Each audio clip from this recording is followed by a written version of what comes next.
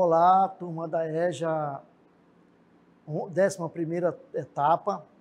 Eu sou o professor Josino Malagueta, vou trabalhar com vocês aqui a aula 73 de Sociologia e nós vamos tratar da democracia, um tema que é caro a todos nós, não é isso? Vamos então saber melhor o que significa esse termo, né? Esse conceito que as sociedades vivem. Vamos lá, então? O que é democracia? Democracia é um modelo político originado na antiga Grécia, em 510 a.C., quando Clístenes derrubou o último tirano, dando início à democracia em Atenas. O que é o tirano? O tirano é um governante que governa de maneira autoritária, né? Que ele não consulta a população para os seus atos, para as suas ações políticas. Então, a Grécia vai começar esse regime aí chamado democrático. Vamos, então, aprofundar mais o que é a democracia? Vamos? Então, democracia é um regime político. Guarde bem essa palavra aí, é um regime político, onde a origem do poder vem do povo. Vejam lá, né? Na democracia, todos os cidadãos possuem as mesmas garantias legais e são livres para escolher os governantes através do voto. Vejam lá como que é importante isso aqui, ó. Então, a democracia ela é um regime político, mas não é qualquer regime. Ela é um regime onde o poder do governante vem de onde? Vem da própria população, vem do povo. E como é que se dá isso? Se dá através do voto, através das eleições, onde você vota e você escolhe, você elege, né, um representante que vai, então, governar, que vai dirigir, que vai coordenar, né, ou a tua cidade, ou o teu estado, ou o teu país. Então, vejam que, apesar de todos os defeitos da democracia, ela ainda é o regime político mais adequado para todos, né? Porque os governantes governam e tem leis que fazem com que eles sigam, né, governando para o povo, certo? Muito bem. E aí nós vamos trazer o que é as diferenças entre a democracia ateniense, aquela democracia que foi criada lá em Atenas, e a democracia moderna, que é a democracia que nós vivemos hoje. Então, existe diferença? Claro que existe, né? A democracia de Atenas não era a melhor possível. Por que não era? Porque somente os homens livres, nascidos de pai e mãe atenienses, maiores de 18 anos e nascidos na cidade, eram considerados cidadãos, nascidos na polis, né? Daí a palavra político. O político era o cidadão que vivia na polis. Mulheres, escravos e estrangeiros não desfrutavam de nenhum tipo de participação política. Então vejam lá, era uma democracia, mas que não era destinada a todos, apenas um grupo pequeno, apenas uma elite, né, que eram os chamados bem-nascidos, né, podiam fazer parte dessa democracia. Então eram os políticos, aqueles que participavam da polis, daí a palavra político. Então, político e cidadão, na Grécia Antiga, era como se fosse a mesma coisa. Então, o político era aquele que morava na cidade e que tinha direito de voto, não é isso? E qual é o legado que a democracia grega nos trouxe ou nos deixou? Vamos lá?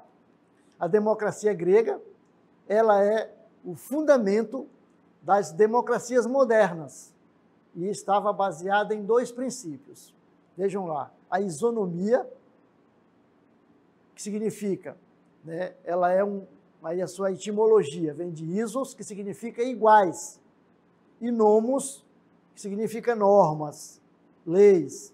Então, todos os cidadãos são iguais perante as leis e devem cumprir as mesmas regras. Olha que interessante. E nós, hoje, no Brasil, no mundo moderno, nos outros países, vivemos, que são democratas, vivem essa isonomia. Então, a isonomia significa dizer que não existe um cidadão melhor do que o outro, né? Não é porque você é o governador que você não precisa cumprir as leis. Não é porque você é um vereador que você não precisa cumprir as leis. Não é porque você é um professor que você não precisa cumprir a lei, não. O professor, o vereador, o governador, o deputado estadual, né, o senador, o presidente da República tem que cumprir as leis, tem que seguir as leis, aquilo que está determinado na lei, né?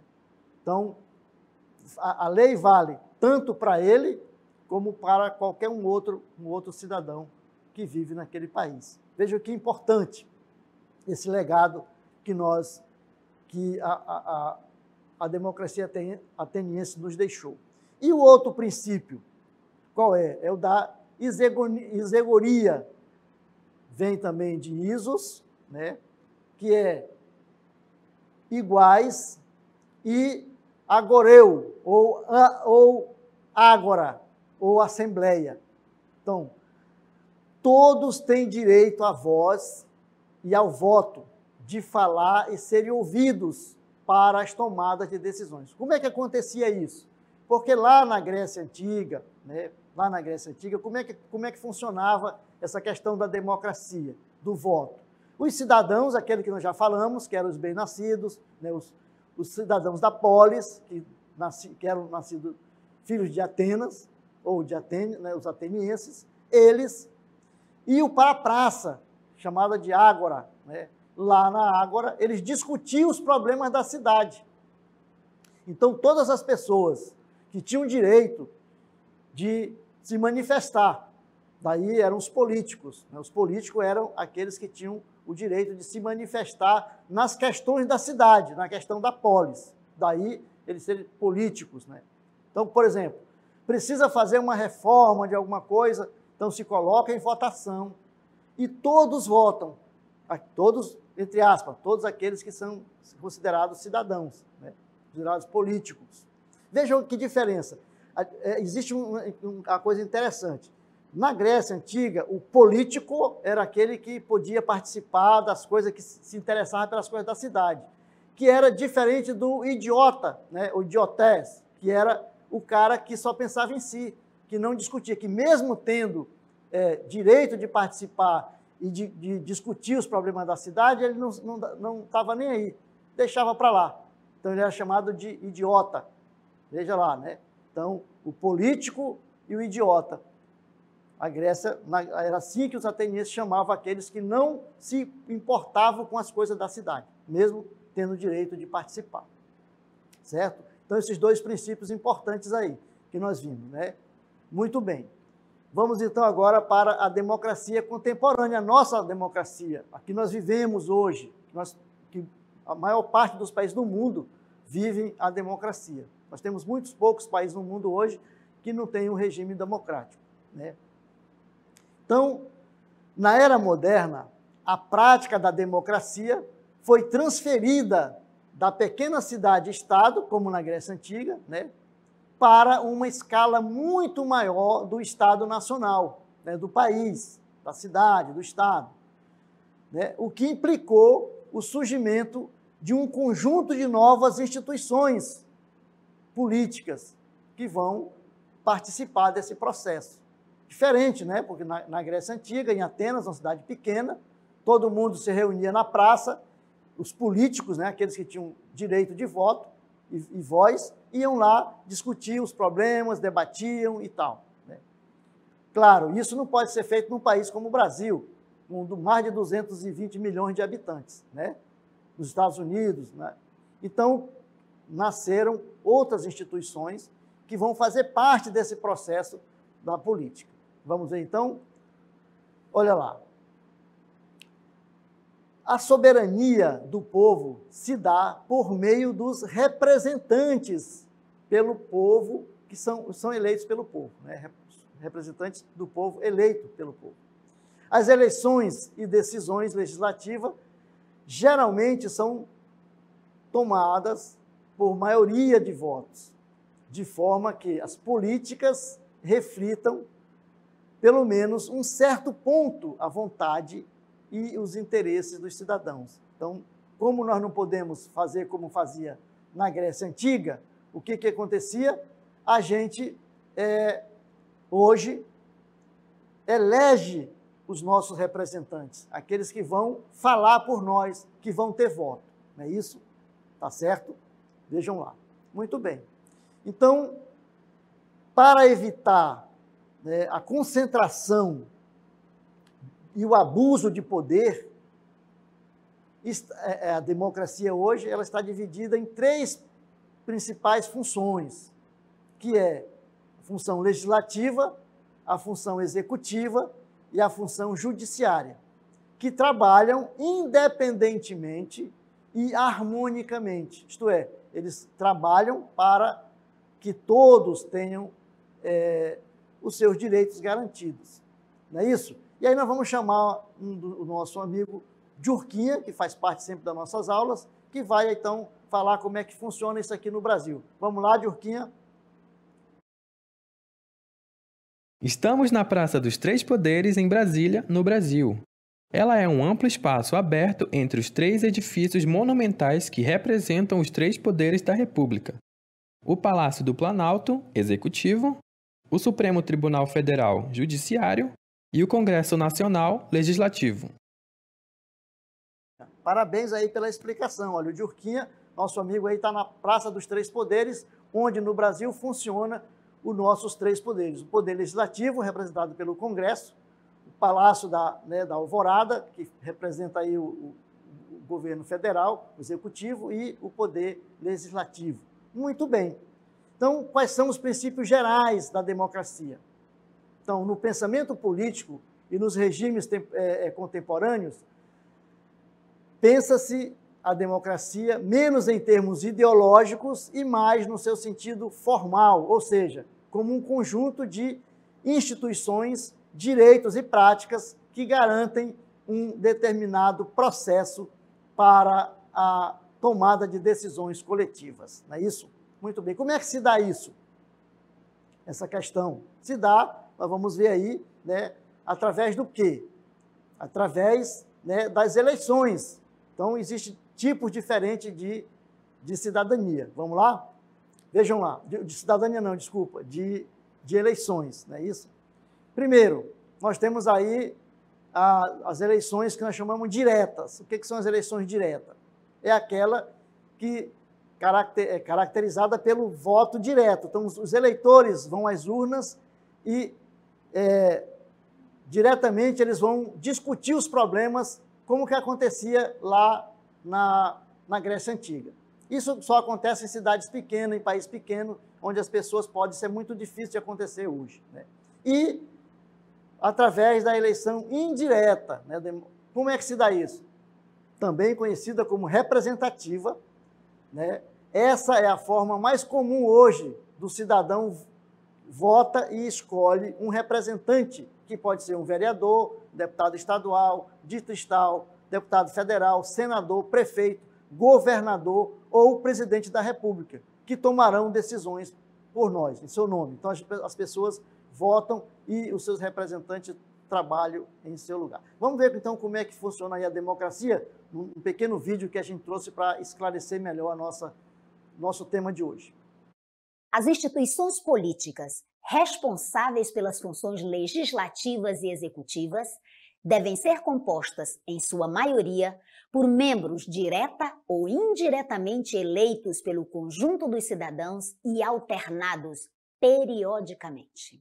Todos os votos têm o mesmo peso e os eleitores são livres para exercer o seu direito, segundo a sua própria opinião, frente a uma disputa livre, honesta e pacífica entre partidos políticos que pleiteiam os cargos representativos. As decisões tomadas pela maioria não podem ameaçar os direitos básicos da minoria. Viram lá? Então a democracia funciona assim. Então os 3 poderes que trabalham independente, mas harmonicamente. Tá bom? Muito bem, vamos então para a nossa dinâmica local interativa.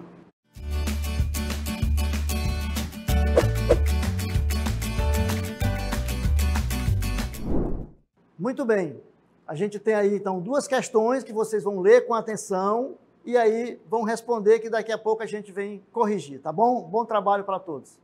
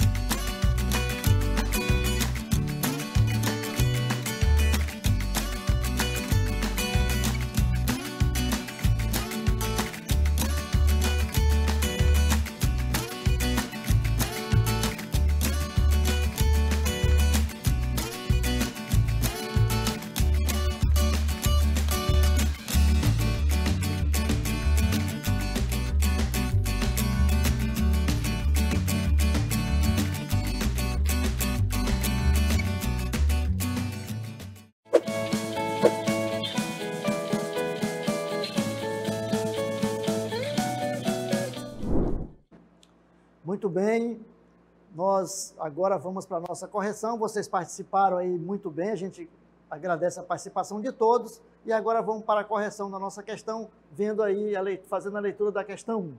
Então vejam lá, o conceito de democracia surgiu na Grécia Antiga, em 510 a.C., quando Clístenes, que era um aristocrata progressista, liderou uma rebelião contra o último tirano, derrubando-o e iniciando reformas que implementaram a democracia em Atenas. Vamos então para o nosso comando. Vejam lá. Marque a alternativa que indica, vejam lá, que indica uma característica da democracia grega, isto é, da democracia ateniense. Então nós temos lá, letra A, todos os homens são iguais em direitos e deveres. O jovem, a partir de 16 anos de idade, já pode exercer o direito de voto. Mulheres, escravos e estrangeiros não votavam.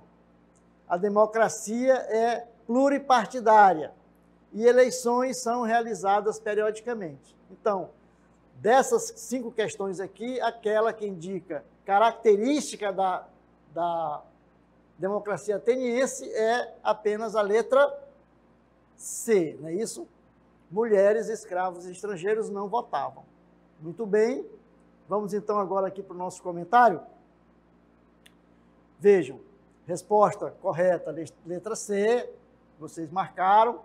Comentário. Na democracia ateniense, na Grécia Antiga, os direitos não eram estendidos a todos os moradores da polis, isto é, da cidade. Apenas os homens livres exerciam direitos políticos, estando fora as mulheres, ficavam fora as mulheres, os escravos e os estrangeiros, certo?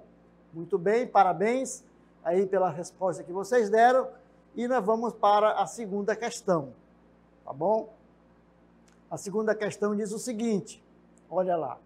Nesse tipo de democracia, o povo participa diretamente, propondo, aprovando ou autorizando a elaboração de uma lei ou tomada de uma decisão relevante pelo Estado. A atuação do povo não é exclusiva, pois age em conjunto com os representantes eleitos, que vão discutir, elaborar ou aprovar a lei. O texto faz referência a... Vamos lá, então, nós temos aqui democracia direta, democracia indireta ou representativa, democracia semi-indireta, democracia moderna e democracia pura. Qual é a questão correta? Vamos lá, então. Vejam, democracia, esse tipo de democracia é a democracia que está aqui marcada na letra B, democracia indireta, né? Ou também chamada de representativa, que é a nossa democracia. Não é assim? Nós não votamos nos representantes, nos vereadores, nos deputados, nos senadores, e eles nos representam, nos governadores, nos prefeitos e no presidente da República. É chamado de democracia indireta, né? Porque a gente elege os representantes e eles é que vão, então, falar em nosso nome, certo? Muito bem. Então, o que diz aí o nosso gabarito? Ó, letra B, muito bem, vocês acertaram, a maioria marcou. Comentário aqui. O texto faz referência à democracia indireta ou representativa, onde o cidadão, né, ele elege seus representantes que, em seu nome, tomam decisões políticas, que é o correto, que deveria ser assim, né? Pelo menos na lei, não é isso? Muito bem, parabéns para todos. E a gente vai, então, agora agradecer a participação de todos nessa nossa aula e até uma próxima aula, tá bom?